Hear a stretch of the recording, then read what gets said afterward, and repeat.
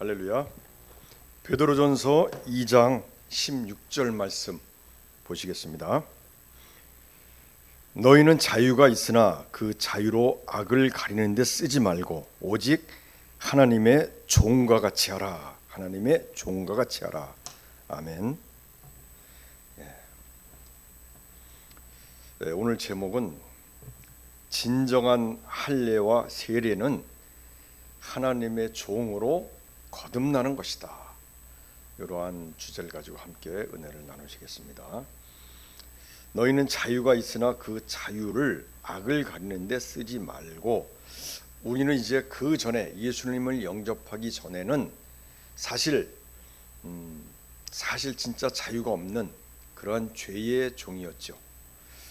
유대인들이 애굽에서 430년간 종 생활을 할 때 물론 이제 먹을 건 잘 먹었겠죠. 옷도 잘 입고. 하지만 그들의 신분은 종일 뿐입니다. 미래가 없는 것입니다. 그저 종일 뿐입니다. 우리가 예수님을 영접하기 전에는 물론 이제 세상에서 나름대로 어떤 역할도 했겠죠. 그렇지만은 사실은 죄의 종일 뿐이고 마귀의 종일 뿐입니다. 그렇게 세상의 정욕을 따라 살다가 죽으면은 영원히 멸망하는 곳으로 갈 수밖에 없는 것, 하나님의 진노를 받아서 멸망할 수밖에 없는 그러한 존재였던 것이죠. 사는 동안에 오직 내 뜻, 마귀의 뜻대로 거기에 종속되어서 살아갈 수밖에 없는 그러한 존재들이었습니다. 미래가 없는 것이죠. 그러다 멸망당하는 것이었습니다. 그렇지만 우리가 이제 하나님의 은혜로, 그리고 예수님을 통해서 우리가 이제는 거기서 벗어나서 예수님의 몸값으로 우리가 이제 거기서 풀려나서 우리가 구속을 받은 것이죠. 그래서 속량이 되었다 그러죠. 양민으로 바꾸어졌다. 속량. 그러한 존재가 된 것입니다. 그러니까 우리는 이렇게 예수를 믿고 교회에 나온다는 것은 영적으로 분명히 우리가 변화가 되었는데, 그 다음에 우리가 어떻게 신앙생활을 해야 되는가, 그 부분에 대해서 우리가 정말 심각히 한번 생각을 해봐야 됩니다. 어떤 문제를 당하고 시험을 당할 때는 그저 맹목적으로 기도하다가 또 어떻게 해결되면 또 다시 또 옛날 모습으로 가고, 또 시험을 당하면 또 다시 기도하고, 응답이 안 되면 또 실망하고 낙심하고 오히려 하나님과 멀어지는 그런 삶이 아니라, 우리가 지금 이 신앙생활하는 것, 예수님은 어느 순간에 영접했는데 그것으로 끝나는 것이 아니라 우리가 이 신앙생활하는 목적을 분명히 알고 그 다음에 살아가는 방향을 정확히 우리가 안다면은 그것이 진짜 신앙생활이 될 수가 있는 것이죠. 그래서 우리는 그 마귀의 종으로부터, 죄의 종으로부터 이제는 벗어나서 자유함을 얻었습니다. 그것은 내가 이제는 어떤 사람이 이제 만약에 그 술에 중독이 되어서 알코올에 중독이 되어서 여러 가지 고통 가운데 있다가 이제 해방이 됐어요. 해방이 됐으면 이제 마음이 편안하고 여유롭죠. 근데 나는 이제 해방되었으니까 이제 뭐 술 조금씩 마셔도 되고, 뭐 이제는 뭐 건강하니까 그때는 조금만 마셔도 더 이상한 현상이 나타났지만 이제는 내가 해방되었으니까 마음대로 먹어도 되겠지, 이러지 말라는 것이죠. 이게 아니라는 것이죠. 그래서 그 자유를 악을 가리는 데 쓰지 말고 이제부터는 오직 하나님의 종과 같이 하라, 이렇게 말씀하고 있습니다. 우리가 예수님을 영접했다는 것은 이제 두 가지의 신분이 영적으로 생깁니다. 첫 번째가 하나님의 아들로서, 요한복음의 1장에 나와 있죠. 우리가 예수님을 영접할 때는 하나님의 아들 되는 권세를 얻게 되는 것입니다. 그로 인해서 우리가 이제 모든 육체적인 어려움, 문제, 또 이런 질병, 마음의 모든 질병, 또 우리 환경의 모든 저주로부터 우리가 자유함을 얻을 수 있는 그러한 권세가 생기는 것이죠. 하나님의 자녀된 권세를 가지고 우리가 싸우고 기도하고 이기고 주님 앞에 아빠 아버지한테 우리가 간구하면은 반드시 우리가 그것에서 자유함을 얻을 수가 있습니다. 이제 그러한 가족적인 그런 신분 관계가 하나 있다면은 또 한 가지, 우리가 이제 하나님의 자녀로서 하나님 안에서의 사회적인 또 신분이 있죠. 무엇입니까? 바로 하나님의 종된 신분인 것입니다. 우리가 이제 하나님의 자녀로 태어나서 끝나는 것이 아니라 신앙생활하면서 우리가 나름대로 각자가 주어진 하나님의 달란트별로 뜻을 행해야 되는 것입니다. 분명히 하나님이 토기장에 만들 때는 그 사람마다 그릇마다 다 뜻이 있는 거죠. 그 뜻을 행하기 위해서 우리가 지금 이 신앙생활하는 것이죠. 이 세상에서 옛날처럼 어떤 육체의 종류, 안목의 종류, 이생의 자랑을 따라서 살기 위한 것이 아니라 그것을 도와주는 하나님이 그런 역할하는 그런 하나님이 아니라 이제 내가 하나님 안에서 새로운 피조물이 되었고 하나님의 아들로서 이제는 나에게 주어진 이 교회에서, 교회라는 공동체 사회 안에서 나에게 주어진 하나님의 뜻이 있다는 것이죠. 이것이 바로 하나님의 종으로서의 역할을 감당해야 하는 그러한 하나님의 뜻이 있는 것입니다. 내가 예수만 믿고 영접해놓고 그냥 그 다음에 내 멋대로 이렇게 세상에 살아가면 하나님 반드시 제동을 겁니다. 형통하지 못할 것입니다.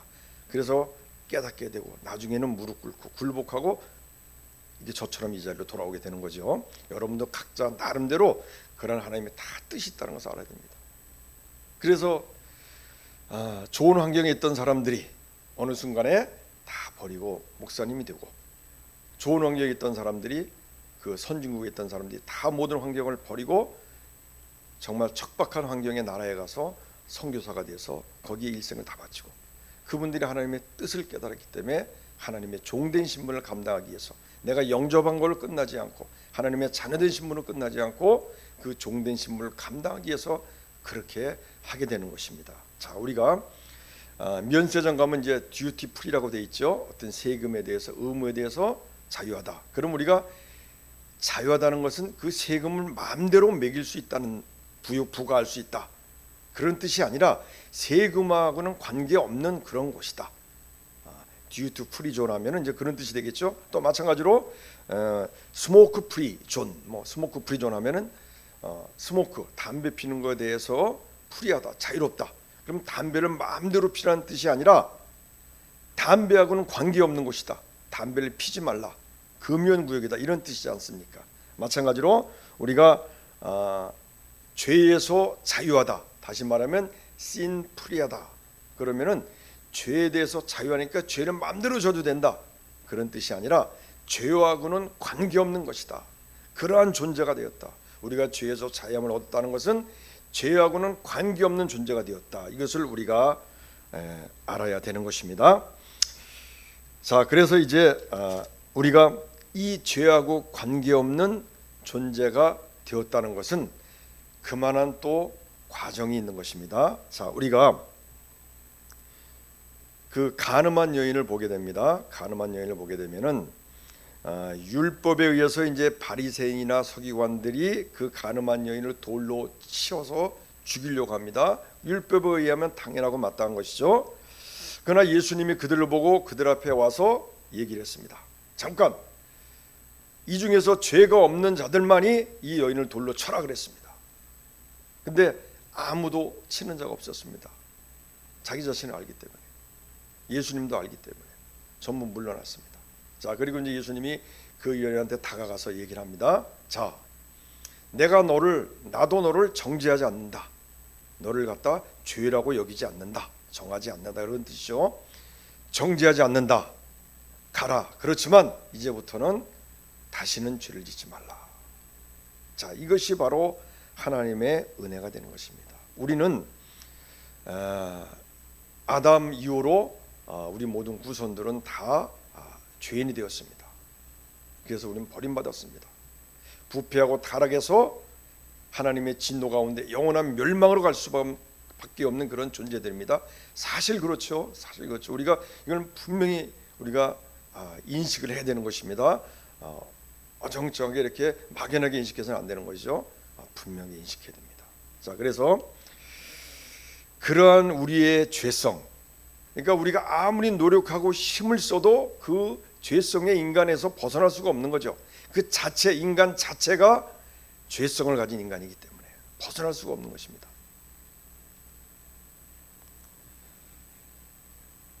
그래서 창세기 8장 22절에서는 사람의 마음에 계획하는 바가 어려서부터 악하다 그랬습니다. 어려서부터 악하다. 그러다 보니까 이제 노아 때에 8명 가족 외에는 어린애까지 포함해서 다 하나님이 멸하셨던 것을 볼 수가 있습니다. 어쩔 수 없는 거죠. 그 죄성이 그 안에 있기 때문에. 또 욥기 15장 14절에서는 사람이 어찌 깨끗하겠느냐, 여인에게서 난 자가 어찌 의롭겠느냐, 이렇게 말씀하고 있는 것입니다. 여자 자체가 죄인인데 거기서 난 사람, 그 자녀들도 당연히 의롭지 않다, 이렇게 얘기하는 것이죠. 로마서 3장 10절에는 의인은 없나니 하나도 없다, 그렇습니다. 근데 이제 바리새인들은 그렇게 생각 안 하죠. 우리는 아브라함의 자손이고, 그리고 우리는 선민이다, 그리고 나는 율법을 잘 지키는 사람들이다. 그런데 막상 예수님은 그들 보고 독사의 자식들아, 마귀의 자식들아 그랬습니다. 왜 그렇습니까? 위선적인 행동을 하기 때문에. 그들은 자기의 유익을 위해서 자기 아내를 버리려고 이제 거짓말을 치죠. 다시 말하면 더 좋은 여자를 취하기 위해서 자기 아내가 진짜 부정한 짓을 하지 않았는데도 이런저런 이유와 율법을 악용해서 왜곡해서 그 아내를 쫓아버리고 다른 여자를 취합니다. 이런 것들을 다 아시는 거죠. 또 거지와 나사로의 거지 나사로와 부자의 비유에서도 보면은 부자가 그렇게 잘 먹고 잘 살아도 자기 앞에 있는 문 앞에 있는 나사로를 돌보질 않습니다. 오직하면 개가 와서, 개도 먹을 게 없으니까 그 나사로의 흔들한데 그 진물을 핥겠습니까? 이렇게 실천을 행하지 않는 것. 분명히 그 율법에는 이웃을 도와주라고, 이웃을 사랑하는 말씀이 분명히 있습니다. 그렇기 때문에 이러한 유선적인 그런 바리새인들 스스로 완벽하다고 하며 마음대로 사는 자들, 이런 자들은 이러한 죄성을 인정하지 않는 것이죠. 그러나 하나님은 아시기 때문에, 그래서 그러한 죄성을 가지고서는 절대 아무리 노력하고 아무리 길에서 기도하는 척하고 아무리 또 기도를 많이 하는 척하고 아무리 남을 도와주는 척, 금식하면서 막 그냥 그렇게 힘든 척해도 그것은 너 스스로 구원받을 수 없다는 것, 율법을 지킬 수 없다는 것, 이것을 말씀하신 것입니다. 질타하신 것입니다. 자, 우리가 여러분도 잘 아시는 그 1993년인가 이제 돌아가신 그 불교계에서 유명한 그 승려 성철 스님이라고 계십니다. 하여튼 뭐 많은 사람들이 그 승려로서는 정말 훌륭한 분이다 이렇게 칭찬하실 정도로 나름대로 불교에서 말하는 해탈을 통해서 열반의 과정에 이르기 위해서 정말 무지하게 자기 자신을 갖다가 채찍하며 그렇게 수행했던 분입니다. 그래서 본인은 이제 그 해인사의 그 방장이면서도 조그만 암자 속에 들어가서 한 30년을 이렇게 수행을 그분이 하셨다고 합니다. 옷은 2벌밖에 안 되고 겸손하고 늘 자기는 못났다고 얘기하고, 그러면서 남들이 할 수 없는 그러한 앉아서 졸지도 않고 그 다음에 쓰러지도 않고 그렇게 밤을 새우며 그렇게 수행을 하고 앉아 가부좌를 들고서 그런 아주 인간의 한계를 넘어선 그런 수행을 했던 분입니다. 자, 그분이 이제 마지막 돌아가실 때 이제 기자가 가서 인터뷰했을 때 이제 이런 말들을 얘기 많이 해놨습니다. 또 여러 가지 시를 썼는데 거기에 나와 있는 내용들이 이제 신문에 났던 것을 제가 이렇게 해서 보고서 이렇게 한번 옮겨봤습니다. 그분이 말씀합니다. 죄가 너무 커서 많은 사람을 속여서 그 죄가 인도의 가장 높은 산 수미산보다도 더 높다 이렇게 얘기를 했습니다. 사탄과 부처는 허망한 거짓일 뿐 사실 그 본질은 모든 본 모습은 다 똑같다. 사탄하고 부처가 본 모습은 똑같다. 자기는 이제 지옥에 갈 거다 이렇게 얘기를 했습니다. 석가는 큰 도적이고 달마는 작은 도적이다. 이런 얘기를 하니까 이제 거기 있던 제자들이 당황한 거죠. 놀랐죠. 그래서 그냥 겸손의 얘기일 뿐이다. 그리고 더 높은 뜻이 있는 거다. 이렇게 이제 이렇게 해서 이제 이렇게 뭐랄까 이렇게 저거 했습니다. 이렇게 그걸 갖다 합리화시켰습니다. 마지막에 또 이제 그분이 죽기 전에 딸을 찾아갔습니다. 54년 동안 단절했던 그 딸을 찾아가서 고백을 합니다. 80년 동안 내가 포기했던 것은 다 모두 헛된 것이다. 내가 인생을 잘못 선택했다. 그리고 나는 지옥에 간다. 내 전엔 산보다도 높고 바다보다도 깊다. 내가 이를 어찌 감당하랴. 우리는 구원이 없다. 왜냐? 죄값을 해결할 자가 없기 때문이다. 그래서 이제 그분이 공부했던 거는 책 장서각을 착 이렇게 방송에서 보여줍니다. 거기에 보니까 한 7,000권이 있는데 보니까 성경책도 이렇게 있더라고요. 성경책. 공부를 하여튼 많이 하셨어요. 자, 이렇게 그분이 오랫동안 수행하면서 많은 책도 읽어가면서 이렇게 수행을 했는데 인간의 한계를 넘어서는 그런 수행을 했지만은 가장 또 겸손하고 검소하면서 정말 부처 다음 위치까지 갈 정도다, 이렇게 사람들한테 칭찬을 들으면서까지 그렇게 수행을 하신 분인데, 마지막 고백을 통해서 보면은 나름대로 정말 진리를 깨달은 것 같아요. 그러니까 그런 고백을 했죠. 내가 아무리 사람의 힘으로 수행을 하고 어떤 고통을 통해서 해탈하고 열반의 그런 세계에 들어가려고 하지만 그것은 불가능하다. 누가 대신 나의 죄를 짊어져야 된다. 이런 고백을 했던 것입니다. 뭐 성경책도 읽었으니까 당연히 깨달을 수도 있었겠죠. 예, 맞습니다. 사람이 아무리 자기를 묻고 절제하고 엄정한 그런 수행을 한다 해도 결코 자신의 죄를 용서해 줄 자가 없으면 절대로 우리의 죄를 용서받을 수가 없다. 그 죄성을 없애버릴 수가 없는 거죠. 그 죄인된 그 피를 바꿀 수가 없는 거죠. 그러나 이제 그 성철 스님보다 못한 그런 바리새인들이 자기들의 행위를 가지고 구원받았다고 얘기하고, 그리고 자기들은 아브라함의 자손이니까 당연히 구원받았다, 이런 선민의식, 잘못된 선민의식을 가지고 예수님도 알아보지 못하고 세례요한도 알아보지 못하고 결국 예수님을 팔았고, 이들을 향해서 예수님은 이제 독사의 자식들아, 마귀의 자녀들아, 이렇게 얘기를 했습니다.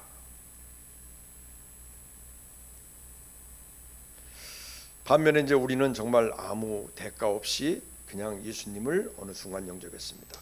순간적으로 우리는 하나님의 은혜로 구원을 받은 것입니다. 우리의 영이 새로운 피조물이 되었습니다. 우리의 마음은 똑같아요. 우리의 몸은 똑같아요. 그런데 우리 영이 변화가 되었어요. 하나님의 생명이 우리 가운데 들어왔어요. 그리고 성령께서 우리와 늘 함께 하시며 남은 생을 우리를 도와주고 있어요. 우리 인도하고 계세요. 이것이 하나님의 은혜라는 얘기죠. 에베소 2장에 보면 우리가 그 예수님을 영접할 때 믿음도 하나님의 은혜다, 하나님이 주신 것이다, 이렇게 말씀합니다. 우리가 성경책을 많이 공부하고 기도를 많이 해서 예수님을 영접하게 된 것이 아니라 어느 순간에 사람이 이끌려서, 가족이 이끌려서 하나님 앞에 나왔을 때 예수님을 영접하는 그런 은혜를 우리가 얻게 되는 것이죠. 하나님이 주시는 은혜죠. 우리가 세상에 태어나서 어떤 본능을 하나님이 주셔서 눈을 감은 상태에서 어머니 젖을 쳐서 살게 되는 과정, 그것도 하나님이 주신 은혜가 아니겠습니까? 하나님이 주신 본능 아니겠습니까? 그 본능을 통해서 우리가 하나씩 성장하는 거죠. 자, 이것이 바로 이제 하나님께서 우리에게 이제 하나님을 영접함으로 인해서 하나님의 자녀로 삼아 주시는 그러한 어떤 그 순간의 과정이었습니다. 그리고 우리에게 이제 뭐라고 말씀하시냐면은 너희의 그 믿음을 통해서 이제는 의인이 되었다. 너희를 갖다가 의인으로 칭한다. 법적으로 너희는 의인이다. 비록 의인답지 못하지만 그러나 너희들은 법적으로 의인이라 칭함을 받았다.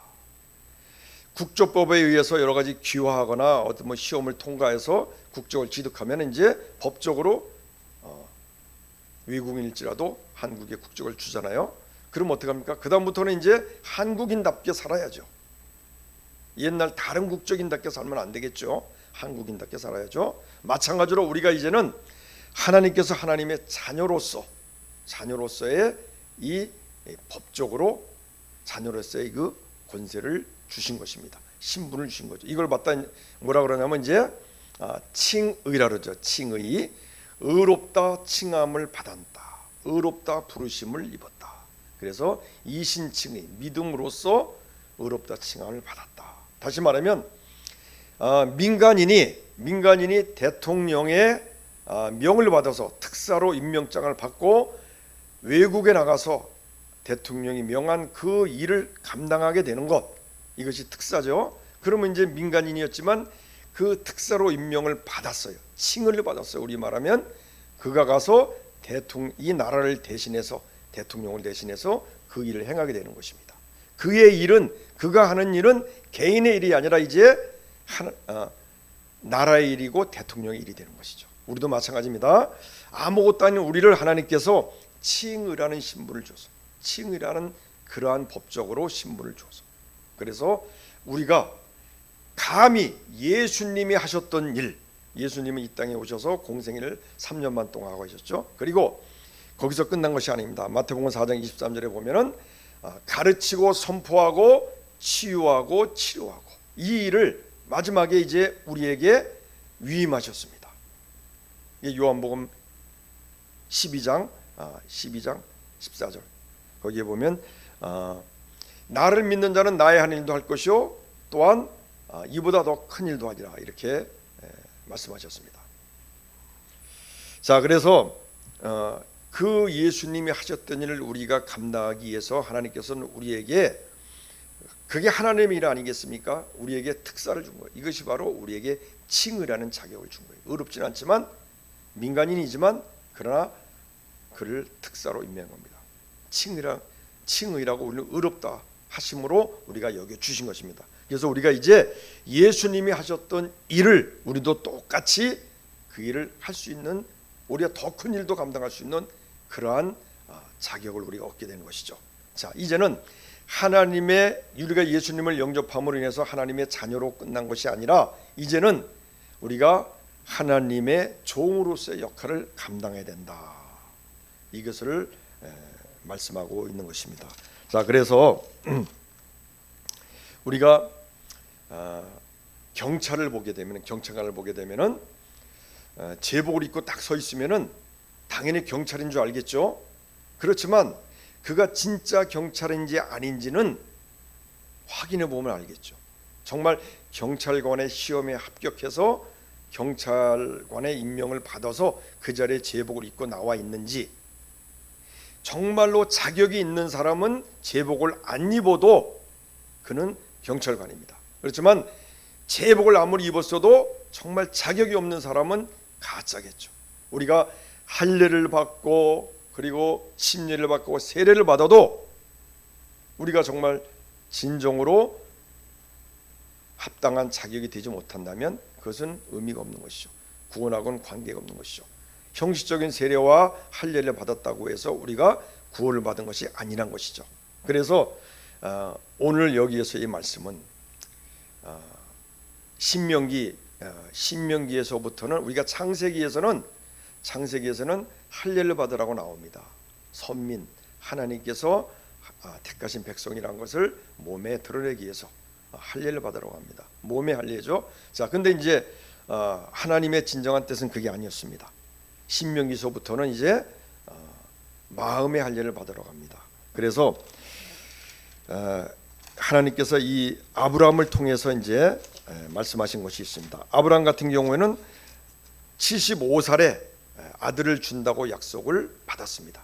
근데 그가 믿지 않았어요. 안 믿고 인간의 뜻으로 자식을 낳았는데 이게 바로 이스마엘이죠. 이스마엘. 그래서 86세에 10년 만에 이제 아들을 낳았는데 그가 이스마엘입니다. 그러나 그가 불신하고 참지 못하고 나는 그 아들은 하나님께서 종의 아들이고 하나님께서 원하는 아들이 아니다. 그렇게 말씀하셨습니다. 그리고 다시 99세에 이제 할례를 받게 합니다. 그리고 할례를 받고 그 다음에 이제는 이삭을 내가 내년에 주겠다, 아들을 주겠다 약속을 합니다. 그가 할례를 받았습니다. 그리고 그 후에 이제 진짜로 이삭을 얻었습니다. 뿐만 아니라 그 이삭 아들을 이제 하나님께서 원하실 때 그 아들을 드릴 수가 있었습니다. 그러니까 할례를 받았지만 그 할례가 진짜 육체의 할례가 아니라 진정으로 마음의 할례가 되었을 때 이렇게 아브라함의 그런 믿음, 우리의 믿음의 조상인 진정한 아브라함의 믿음이 거기에서 드러날 수가 있었던 것입니다. 자, 그렇기 때문에 우리가 진정한 마음의 할례를 통해서 이제는 하나님의 자녀로서의 그런 신분적인 그런 관계에서 끝나는 것이 아니라 우리가 이 교회라는 그 영적인 사회적인 환경 속에서 우리에게 주신 하나님의 뜻을 행하기 위해서 하나님의 진정한 종이 되어서 그 뜻을 행해야 되는 것이죠. 이제는 우리가 세상의 종, 마귀의 종이 아니라 하나님의 종으로서의 그 역할을 감당하기 위해서는 우리가 이제 마음의 할례를 통해서 하나님의 종으로 진정으로 거듭나야 된다.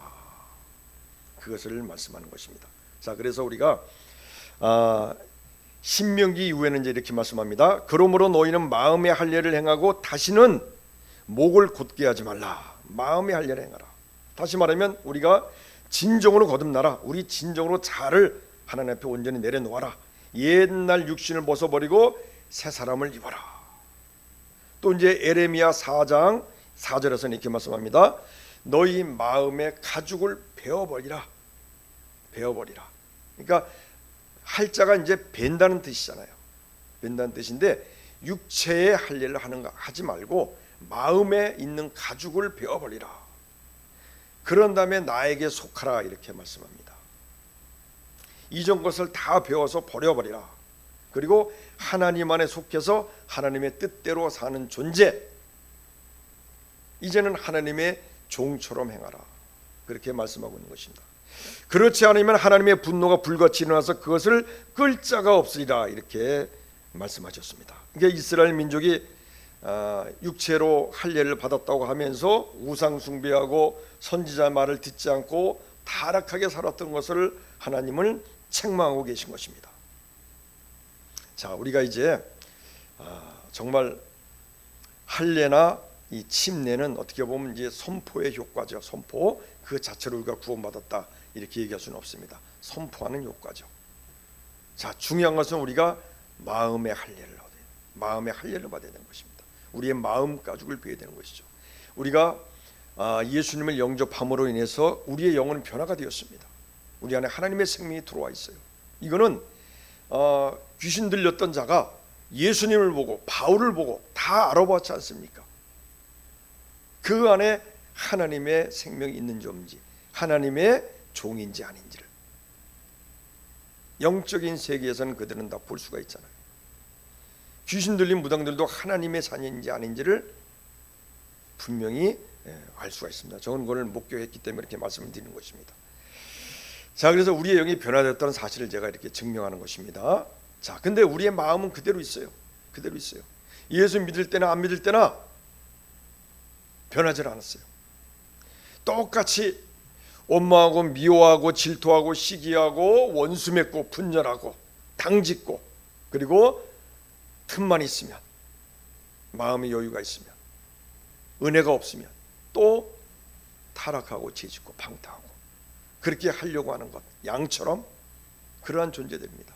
이러한 마음 가죽을 갖다가 우리가 쉽게 말하면 우리의 이 죄성, 이것을 갖다가 자꾸 그냥 깎아서 하나씩 없애란 얘기죠. 그래서 온전한 가운데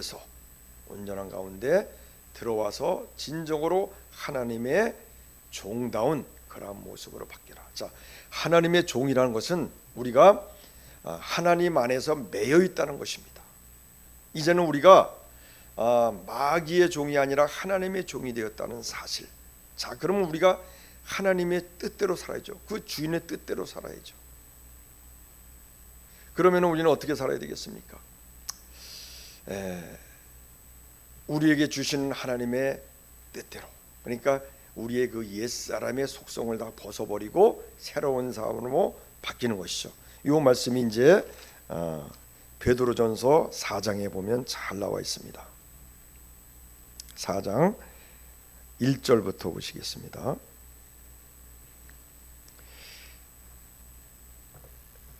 그리스도께서 이미 육체의 고난을 받으셨으니 너희도 같은 마음으로 갑옷을 입으라. 그러니까 예수님께서 육체의 고난을 받으신 것은 나를 위해서 그렇게 하셨지만 나도 함께 같이 고난을 받은 거나 마찬가지다. 다만 나는 살아있고 고난을 지금 안 받은 것뿐이지만 같이 죽은 거나 마찬가지다. 다시 얘기하면 우리의 그런 허물과 죄 때문에 내가 죽어야 되는데 예수님이 대신 죽은 거예요. 그래서 나는 이제 그런 허물과 죄하고는 관계없는 존재다. 그런 걸 말씀하시는 거예요. 죄에서 자유함을 얻었다는 것은 죄와 무관한 존재다. 그런 것입니다. sin free. 죄에서는 자유함을 얻었다. 죄하고는 관계없다. 그러한 존재가 되었다. 왜? 그것 때문에 난 죽어야 되는데 살았기 때문에 나는 이제 그렇게 살아지 말아야 된다는 거죠. 이미 나는 거기서 죽어서 없어져 버린 거기 때문에. 근데 내가 안 죽었어요. 예수님이 죽었죠. 얼마나 감사합니까? 자, 이는 육체의 고난을 받은 자는 죄를 그쳤다. 이렇게 말씀하셨습니다. 그 다음에 그 후로는 이제 우리가 이제 예수님을 영접하고 내가 그것을 알고 복음을 알고 내가 예수님을 영접했습니다. 근데 그 후로 우리가 신앙생활하게 되죠. 교회에 나오게 되겠죠. 그때부터는 어떻게 합니까? 다시 사람의 정욕을 따르지 않고 하나님의 뜻을 따라서 우리 육체의 남은 때를 살게 하려 함이라. 자, 그래서 우리가 하나님의 뜻을 따라서 육체의 남은 때를 살게 하려 함이라. 근데 하나님의 뜻이 무엇입니까? 그것은 우리가 분별을 못해. 우리가 예수를 믿으면서도 하나님의 뜻이 무엇인지 분별을 못하는 경우를 제가 많이 봤습니다. 어떤 게 선이고 악이고 어떤 게 빛이고 어두움인지 어떤 게 진리고 비진리인지. 그래서 로마서 12장 2절에서는 우리의 마음이 변화를 받아야만이 하나님의 선하고 기뻐하시고 온전한 뜻이 무엇인지를 알게 된다고 했습니다. 그래서 우리 마음이 변화를 받아요. 자, 근데 여기 4장 3절에 보니까 너희가 음란과 정욕과 이제 구체적으로 이제 강론이에요. 구체적으로 나오죠.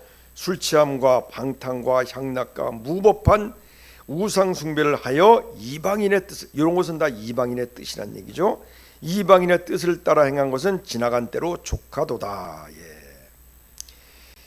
이렇게 살았던 것은 이방인의 뜻이었고, 그리고 이런 것은 지나간 때로 족하지 이제는 거기에서 관계없는 존재가 되었다. 이렇게 말씀하고 계시는 것입니다. 자, 그래서 우리가 이제는 남은 때를 하나님의 뜻을, 이방인의 뜻이 아닌 하나님의 뜻을 따라서 살아야 되는 것이죠. 아까 이방인의 뜻은 여기에 다 열거가 돼 있죠. 술 취하고 방탕하고 향락하고 무법하고 우상 숭배하고 이렇게 한 것들. 여기에 다 모든 것이 다 포함되어 있겠죠. 낱낱이 하나하나 다 구체적으로 안 밝혀도 우리의 마음속에 성령께서 가르쳐 주십니다. 야, 이것은 아니야, 이것은 아니야, 가르쳐 줍니다. 자, 그럼 우리가 다시 그러면 율법으로 돌아가란 얘기인가? 그게 아니란 얘기죠. 그게 아니란 얘기죠. 자, 우리는 이제 하나님의 종으로서 메인 몸인 것입니다. 그래서 마귀에게서는 자유함을 얻었고 죄의 종에서는 우리가 벗어났지만 하나님께 메인 몸이죠. 그래서 이제는 하나님의 뜻을 따라서 우리가 남은 때를 살아야 된다. 그 전에는 죄의 종이었을 때는 이방인의 뜻을 따라서 살았습니다. 이거는 냉정한 것이죠. 솔직히 우리가 죄를 지면은, 예수 믿는 사람이 죄를 지면은 마음의 가책을 느끼죠. 그리고 더 죄를 짓게 되면은 우리에게 하나님이 징계하시지 않습니까? 징계합니다. 처음에는 좀 약하게 하다 그러다 이제 그 징계를 또 벗어나면 회개하고 또 벗어나면서 또 내가 죄를 짓게 되면 그 다음에 또 강하게 나오죠.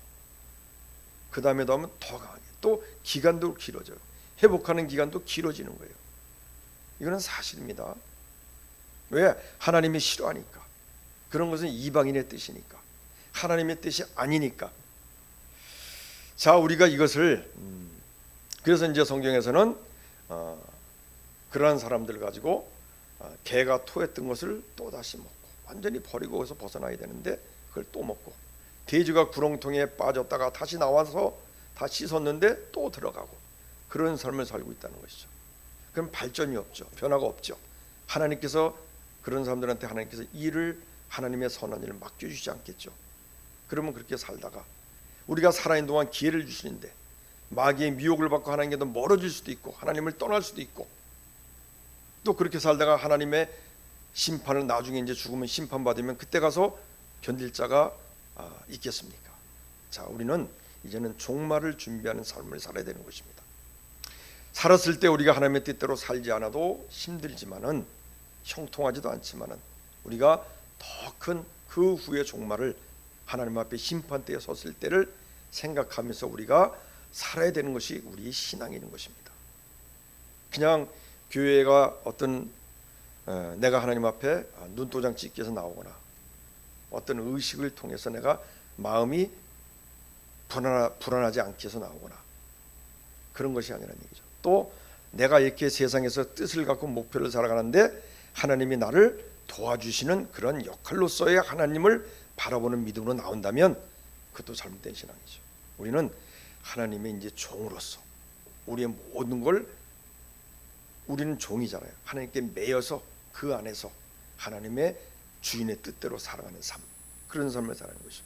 그러다 보면은 나의 모든 이익도 포기할 수 있고 또 남한테 내가 또 손해 볼 수도 있고 또 참아야 될 때도 있고 또 내 것을 하나님께 드려야 될 때도 있고 또 나의 어떤 욕심과 그러한 보이는 이익도 내가 포기할 수도 있고 성령이 가르쳐 주시는 하나님의 뜻대로 살다 보면 그렇게 된다는 것이죠. 그렇지만 그것은 다 하나님이 기록하시고 또 하나님께서 필요하면 하나님 다 아시기 때문에 필요하면 또 다 채워주십니다. 다른 방법으로.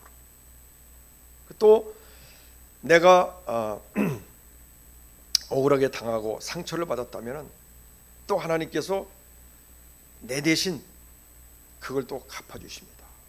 다윗이 그랬지 않습니까?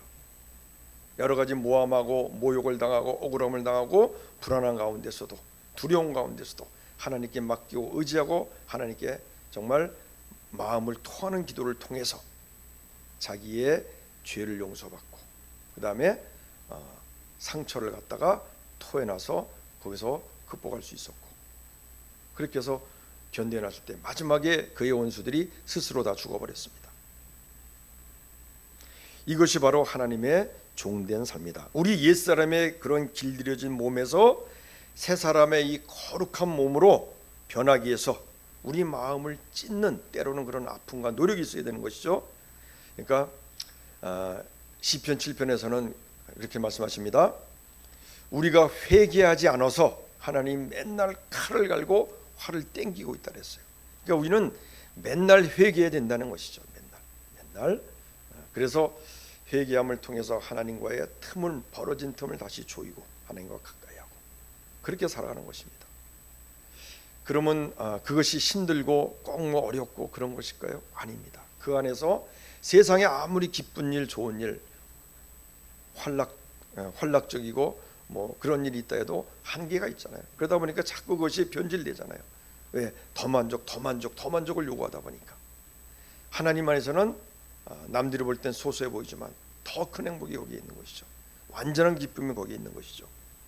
이것이 바로 하나님의 뜻대로 살고자 하는 그러한 근심 가운데 그런 가운데서 사실은 별것도 아닌데 그러다 보니까 하나님 뜻대로 살고자 하는 그러한 근심을 하다 보면은 후회할 것이 없는 그러한 구원에 이르게 하는 회개를 하게 되는 것이죠. 엄청난 대단한 죄가 아닌 것 같아도 남들이 볼 땐 그러면서 우리가 우리의 죄성을 하나씩 깎아내고 그리고 하나님 앞에 더 거룩하고 더 온전한 모습으로 하나씩 한 단계씩 변해가는 것이죠. 이것이 바로 변화입니다. 변화.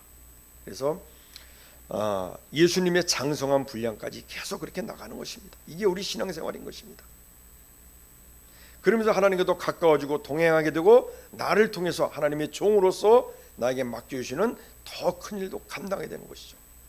그러다 보면 나중에 주님 앞에 섰을 때 우리가 떳떳하게 설 수 있고 심판석에서 우리가 당당하게 거기서 통과할 수 있는 그러한 존재가 되는 거죠. 이게 심판에서는 회개보고 한다고 그러죠. 회개보고. 그러니까 회개란 것은 어떤 거 우리 회계사 할 때 회개 있잖아요. 회개보고 한다 그러죠. 그 얘기는 뭐냐면 우리가 달란트에 비해서 보면 알 수가 있습니다. 각자 1달란트, 2달란트, 5달란트가 있다 그랬죠. 그 달란트를 내가 정말 하나님의 종으로서 잘 감당했느냐, 그것을 본다는 얘기인 것입니다. 그렇기 때문에 내가 달란트가 있는데도 그걸 감춰두고 내 멋대로 살다가 가면은 쫓겨나서 술 피우며 일을 가는 그러한 존재가 될 수 있다는 것이죠. 그래서 우리가 이렇게 하나님의 이 사역을 감당하려고 하는 것입니다. 그래서 우리가 이것을 또한 제대로 감당하려면 이 하나님의 종으로서의 그 하나님의 뜻을 제대로 감당하기 위해서, 달란트를 감당하기 위해서는 우리가 옛사람을 죽이는 노력, 우리의 죄성을 매일매일 깎아가면서 더 온전해지는 과정, 그것이 우리에게 있는 것이죠. 이것이 바로 죄를 이기는 것입니다. 죄를 이기는 것입니다. 또 그러니까 쉽게 얘기하면 이 죄를 이긴다는 것은 내 힘으로는 안 됩니다. 바리새인은 내 힘으로 하려고 노력은 했겠죠. 그렇지만 안 되는 걸 알면서도 자기는 한다고 했고 안 되니까 결국 위선적인 행동을 보인 것이죠. 자기 자신만 의지하다 보니까 정말 아까 얘기한 그 성철 스님만큼 그렇게 하지도 못했으면서 그렇게 했는데도 안 되는 것인데 죄성을 내가 없애기 위해서, 불교로 말하면 이제 해탈하고 열반의 과정으로 들어가는 거죠. 자, 근데 바리새인들은 그렇게도 못하면서 자기는 그렇게 한다고 거짓말하는 거, 유성부려. 그러나 지금 우리는 어떻게 합니까? 성령님을 의지하라고 말씀하십니다. 이제 성령님을 보내주셨어요. 그래서 그 성령님을 의지하면서 내가 함께 늘 동행하면서 갈 때 내가 못하는 것은 성령님이 다 해주시고 내가 또 할 수 있도록 나를 인도해 주는 거죠. 우리가 완전하지는 않지만 매일매일 하루하루씩 변해가는 것, 이것이 우리의 신앙생활인 것입니다. 그래서 성화라는 것은 우리가 완전한 것을 하나님께서 보시게 한 것이 아니라 우리의 신앙생활을 시작한 이후로, 예수님을 영접한 이후로 우리가 정말 변화되었는가, 얼마나 많이 변화되었는가. 우리가 우리의 죄는 하나님 앞에 회개해서 용서받을 수 있지만 우리가 변화되지 못하는 우리의 옛날 그런 모습, 옛사람은 하나님이 용서하지 않으신다는 거죠. 그래서 우리는 죄를 이겨야 되는데,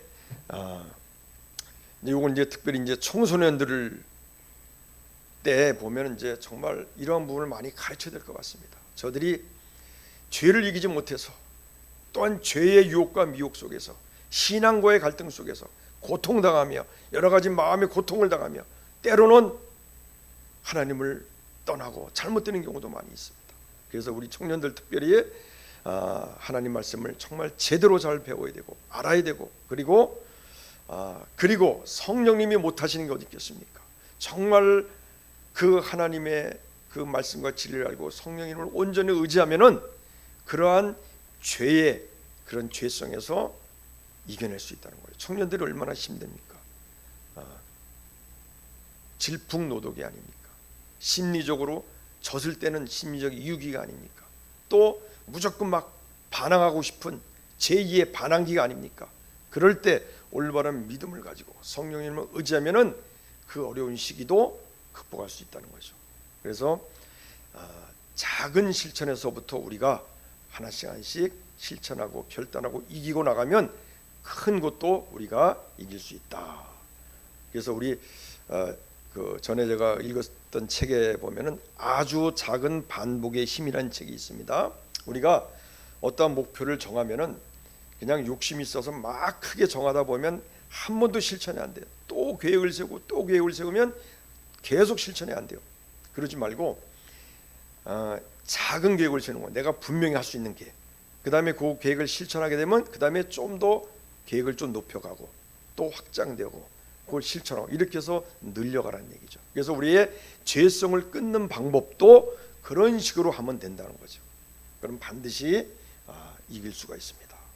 자, 그렇게 되면 이제 우리가 죄를 다스리게 됩니다. 다시는 죄에게 넘어가지 않고 이제는 죄의 유혹과 미혹이 오면 그러한 죄의 어떤 그런 공격이 오고 환경이 오면 여유롭게 죄를 다스릴 수 있는 것. 거기에서 내가 불안하지 않고 두려워하지 않고 갈등을 느끼지 않고 여유롭게 다스릴 수 있는 그러한 여유가 생기는 것이죠. 이것이 바로 이제 죄를 다스리는 과정입니다. 이렇게 되면 이제 진정한 죄에서 자유함을 얻게 되는 것입니다. 자, 우리가 이 신앙생활은 바로 이렇게 죄에서 진정한 자유함을 얻고 하나님의 종으로서의 그 역할, 뜻을 감당하기 위해서 우리가 이 신앙생활을 통해서 매일매일 변화되는 삶 가운데서 성령님과 함께 우리가 이렇게 계속 변화되는 삶, 이것이 우리의 신앙생활인 것입니다. 그러나 이 마귀들은 어떻게 합니까? 우리에게 조금만 틈만 있으면 그냥 우리가 하나님의 뜻대로 살려고 하는 그 삶 가운데 들어와서 여러 가지 방법으로 방해를 합니다. 또 이것들과 싸우게 되는 것이죠. 그래서 우리의 신앙생활은 내가 각자에게 주어진 하나님의 뜻을 행하는 데 있어서 그 행하고자 하는 그 믿음이 먼저 있어야 되겠고, 그 다음에 이것을 방해하는 세력과의 끝까지 아주 영적으로 싸우는 그러한 영적 전쟁이 바로 우리의 이 신앙생활이다. 이것을 우리가 알아야 될 것입니다. 또한 우리가 옛사람을 이렇게 하나씩 하나씩 벗을 때마다, 베어낼 때마다 하나님은 우리에게 대가를 주십니다. 복을 주십니다. 그래서 결코 외롭지 않고 그리고 이렇게 뭐 고통스럽거나 이렇게 이렇게 허무한 것이 아니다. 이것을 우리가 알아야 되는 것입니다.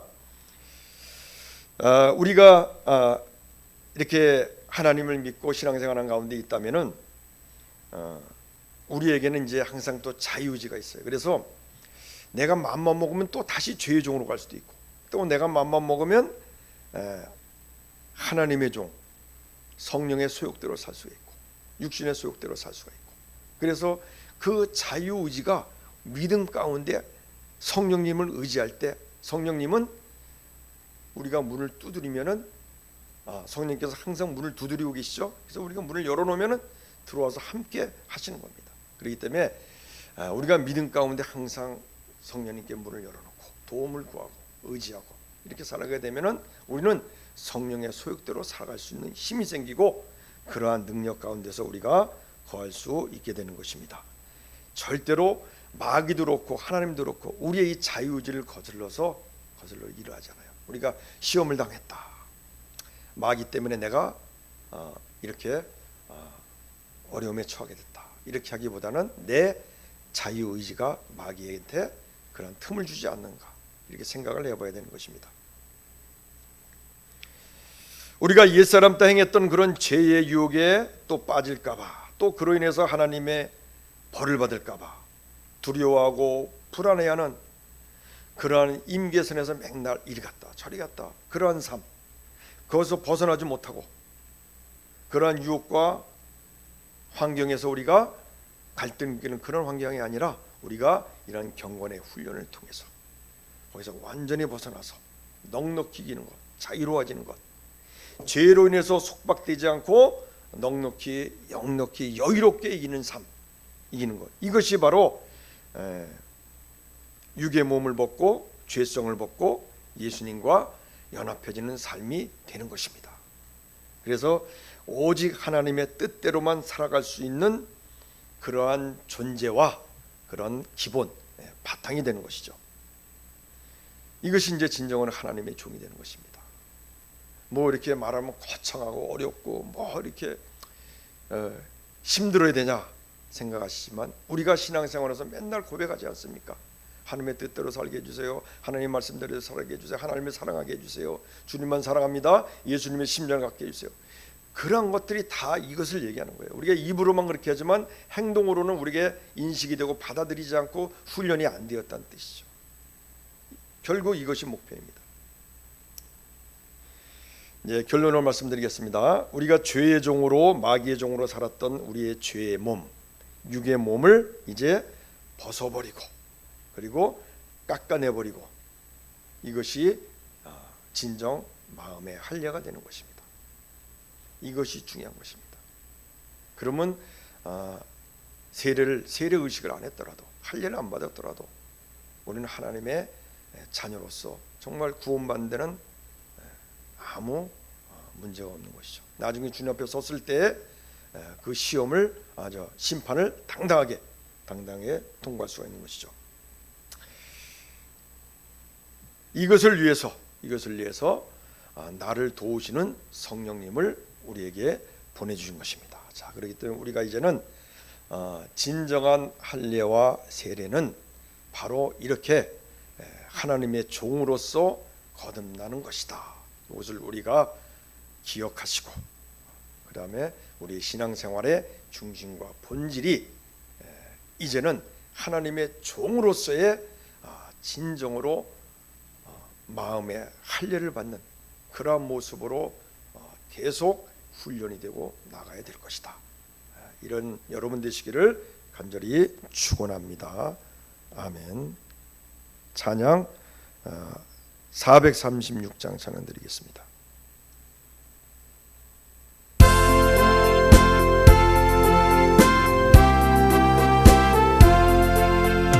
나 이제 주님의 옛 것은 지나고 새 사랑이로다. 그 생명 내 맘에 강같이 흐르고 그 사랑 내게서 해같이